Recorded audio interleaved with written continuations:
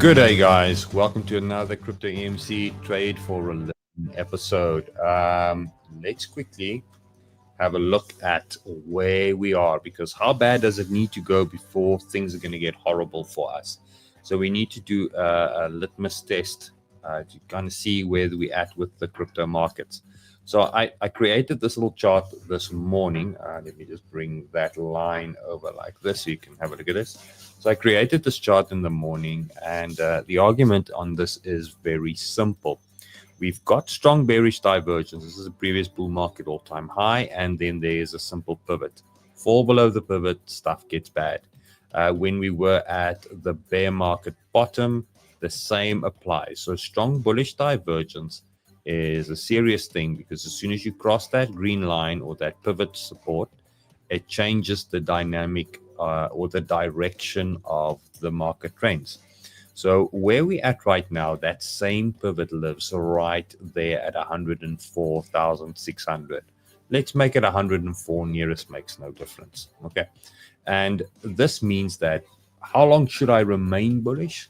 Well, you should remain bullish all the way back down to at least 105 before you can change your mind. That, however, means that your alts could still see some serious drawdown. And the decisions that you need to make, the info that I'm going to try and give you guys today on that, is to say that, in order for you to find out whether there's going to be more gains, you always have to give back a little bit. And the basis of that mindset that you need to have, and that's why it's important, is that that's why we always want to take profit in a position of strength.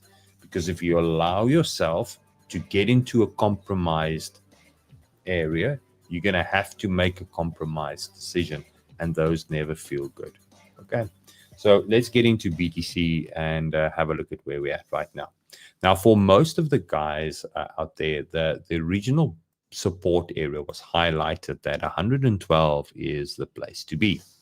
And when the Jackson Hole meeting started on Saturday, we saw a massive pump on Bitcoin, and it was all about the rates being cut. Everything's looking good, and the market's going to go ballistic. And as the rule always goes, guys, when it's fast, it doesn't last. Okay. Now we've had the exact same thing in the opposite direction. Now it's a fast move to the downside, and the argument then goes again: when it's fast, it won't last. It doesn't mean, though, that it will change the trend, meaning the trend was bearish at this stage. Okay, clearly see we've got highs, lows, lower highs, lower lows, lower highs, lower lows. Okay, and a fast move. I at one stage even tweeted, please, Bitcoin, slow down, because if it's this fast, the punishment. It's going to be short-lived gains. It's simple as that. And then once that then kind of plays out, the market reverses that and continues on with the trend. Okay, so where we're at right now, the move is fast, but the trend is still bearish. So it could be that we'll move back up to, say, 111 again, maybe 112. Good buy zones. If lost, turns into good sell zones. That's the rhyme you can almost live by. So there is still potential for a little bit of really short-term upside, and then trying to push price down, obviously 108 and even as low as 104. Hence the weekly Bitcoin analysis, weekly Bitcoin chart, telling us that we can go as low as 104. Okay, so if this is the case, and this is where we look at Bitcoin at this stage, it has the probability to move down to at least 104, and we could bounce at 104 and go and make another attempt at a higher high. There we had divergence as well. We bounced, and so you'll have multiple divergences on the way up.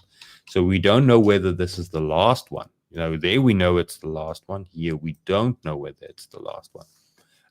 So we're going to have to wait and see, and that's that uncertainty. So you need to plan for this so that you can get into the habit of taking profit, obviously, on the way down, and that you don't end up being in a compromised area. So the argument being, it's buy the dip, buy the dip, buy the dip, and it keeps on dipping and it goes to 80, and then everybody says, no, now it's going to go to 150, and then it never gets there, and then it goes to 100 and then trends down lower.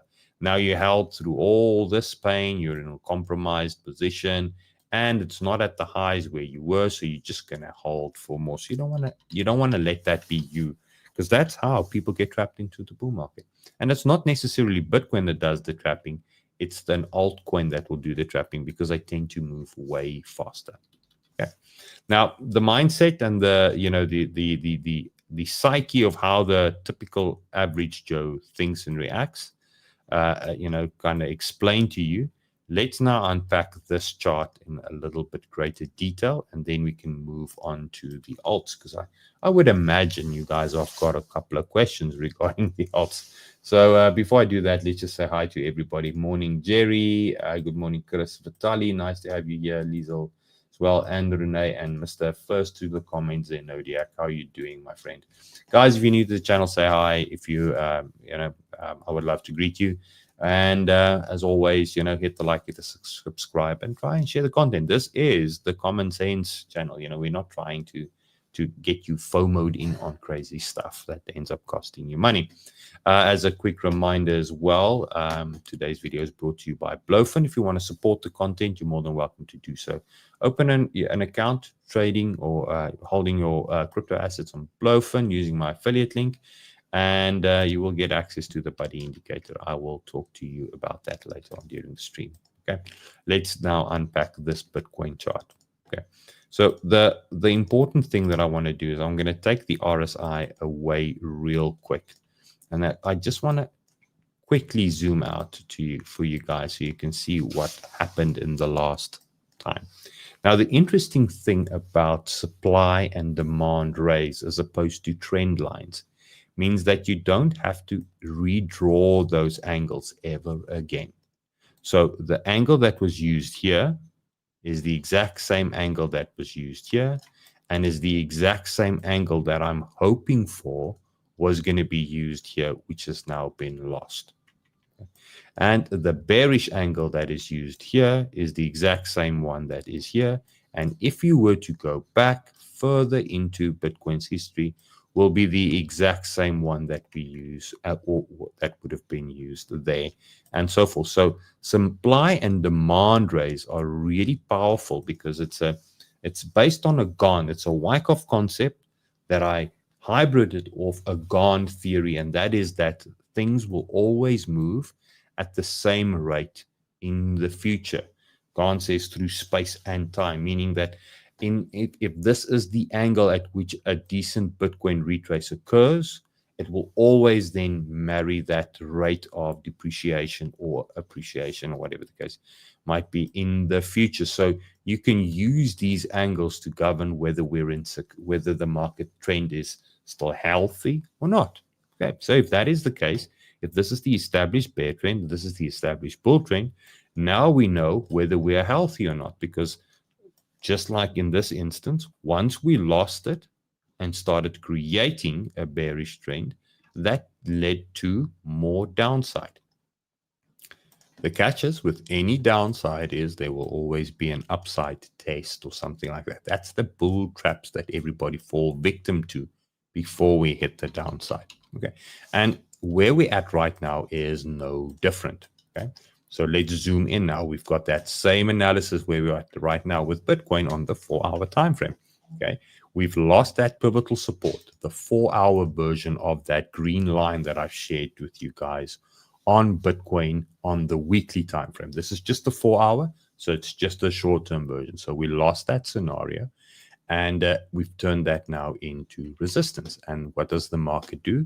It actually goes and revisits that area to lock in or to confirm that the trend is bearish. Resistance is now being created. Supply is now in control. Demand is now no longer stronger. Okay, and that then full circles brings us back to the Jackson Hole pump, where everything did really well for a quick pump over the weekend, just to see the market trend down bearish. Now, my personal opinion, this is not just me between you, I didn't expect it to go this high. I was expecting it to stay below the axis, because price typically revolves around this level. So you can clearly see it revolves around that range, and it decides whether it wants to go back to test demand or test supply at that point, from that point. And this is where the most traders decide to trade, hence the fact that most of the loss occurs here. So we want to try and act when we're here and act when we're there. It's simple stuff, much harder to do in theory, because when we're here, bottoms will always look bearish, like there's more, and tops will always look bullish, like it's going to just keep on going. And the hard part of our flawed human psychology is actually to go against what we think and feel, to an extent. Okay, I'm well aware of the hypocrisy in that statement, because the other side, you have to have belief in your technical analysis and trust your gut to an extent. So I do apologize for that. You have to laugh at yourself at some stage if you want to be a trader. Otherwise, it's going to be a doom and gloomy experience for most. If it's not fun, you're not going to want to do it long term. Okay, so here we're at right now. We can clearly see, and I think this is the last little parting piece before we go into the alts, who has control over the market. So typically, the size of the candle shows you who has control over the market. So if you look at the size of the average blue candle as opposed to the average red candle, you can see that that is in the favor of the bears. Okay, and that is basically what the RSI does. In a very simplified example, it looks at the average gains from the bulls versus the average pullbacks from the bears to calculate whether we are moving in harmony or whether we are moving in a divergence manner, meaning the average gain from the bulls not supported by the average retrace and whatever. You get the gist of this. Okay, you create divergence, you create a divergence pivot, which then tells you that this technically would be, or mathematically gets calculated as the area of support. If that now, that pivotal support, if that gets lost, the move is over and you need to start planning in the opposite direction, because that will then be resistance. So as that would have been a top for the 15-minute or 1 hour time frames. I mean, it does work on the 4 hour in this instance. But realistically, you would have been hunting for that on a smaller time frame. The same, this is then, this pivotal area is then for the daily, which is where we lost the big move. Okay. So here we're at right now. We're looking for a reversal. And in doing so, we need to now see that the market does this. You want to see this, exactly just that. So I'm looking for an RSI to start trending up, but price needs to be down there before I can even start saying that we are in reversal territory. Now, we did it once, and that was at 112, where a lot of people were optimistic that the market is going to go back up higher. We were also looking at 115 as an area of resistance, and at that stage I was also humoring the idea and hoping for a 120, which would have made a nice exit for BTC long-term bags. Didn't happen. So 112 has now been confirmed as yet again another resistance level. This is now resistance. Your job as a trader is to get, when you get close to resistance, to short the market, not to buy the market. Okay, where would support live? Well, in this instance, support is very fluid because we are trending bearish, and that's where the demand raise and the supply raise come in. And I should actually just rename that so it doesn't say line, it says raise.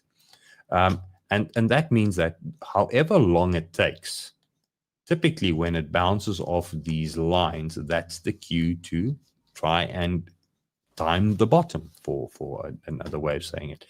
And if you compare these lows, you'll see that there's always confluence at these specific points in time. So because it's set at a specific angle, you now have a when to act kind of time analysis as well. So if you get to a situation where price is at these ranges and we're sitting right there, you can then use that to dive into a 5-minute or 15-minute to hunt for a reason to go long, or a strong bullish divergence type scenario to scalp trade the market maybe back to 111, and so forth. Okay. Now, if you want to know how I trade this and you want to be part of this, you know what to do. You can sign up to the Discord, links in the video description, and you can actually join my my private group as well. It's a lifetimes members group, so it's a once-off. Think of it as like a VIP access card. It's a once-off recurring fee, a once-off fee, and that's it. Never again. You know, you get access to all the tools and everything I do. Plus, I do daily video updates for everybody in the Discord. More in-depth education to learn so that you can think for yourself, you know, or earn for yourself, you know, that kind of thing. So, yeah, this was this morning's video. So you're more than welcome to come and join me there as well. All right. Now we have an idea of the trader mindset, where we are with Bitcoin, where we're at within this move, that there's short-term bounces possibly there. But this is the kind of bounces that would create bull traps. So you buy, the bounce looks good, and now you want to hold this to hopefully take it to 120. And then it keeps on shaking you out, going lower, lower, until you give up. And that's typically then when the market reverses. Everybody's experienced that. I would say, give me a 999 if you're there. And the hope is, like I said, are we in Schutzville? We'll hopefully see at the end of the stream whether we're there. So that is something that you need to just remember. So wait for strong bullish divergence. Wait for the lower low in price and a higher low in the RSI.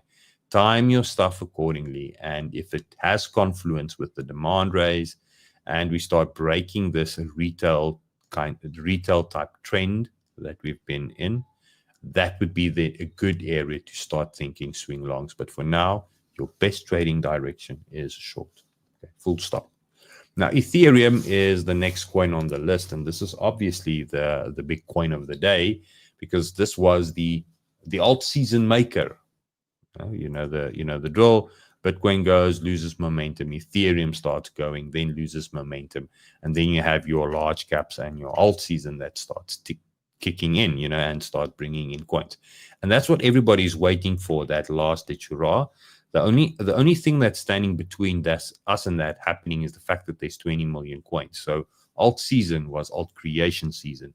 We had too many projects being born, too many copies of a copy of a copy, and the market is so saturated, diluted to a point, you know, that it just does not have that oomph to punch these alts where we want to be. So being conservative with your take profits, I think, is a necessary evil that we all need to deal with. Okay, so if we have a look at Ethereum, I'm going to unpack the chart with you guys as well. The analysis is simple. If this is from Ethereum at 1,400, a completion of a wave, which is what we were looking for. We are looking for a prolonged correction, meaning that we need to see the market do the following. Do an A, a B, and a C.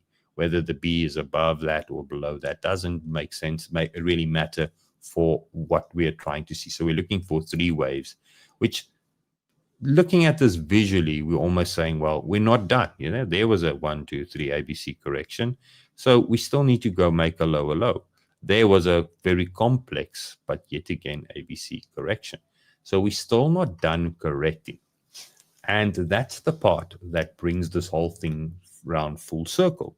Flipping back to this weekly Bitcoin chart, it means that Bitcoin could revisit 104, and Ethereum could use that retrace as the necessary bearish momentum it needs to push this into our long-term buy area, which is statistically still a really good continuation point, which then could still give us an amazing September and October, to only then see the market start petering out, slowing down, and then give us a bear market. And the reason I'm saying that is, if we have a look at our larger time frame Bitcoin halving and bull market analysis, when we have a time between halvings, it's around the 38% time you top, and around the 61% of the time between the 2 halvings you bottom out. You top, you bottom, you top, you bottom. And the next halving is projected somewhere in 2028. So if we're looking at that, the projection is maybe October this year, top, and then August next year, bottom. Now, self-fulfilling prophecies, if everybody knows the information becomes irrelevant. And a lot of people has, used this kind of analysis to have the exact same picture. So I was at the hairdresser this week, and he said to me, I know that we're going to top around, the guy was, he was well educated at this stage.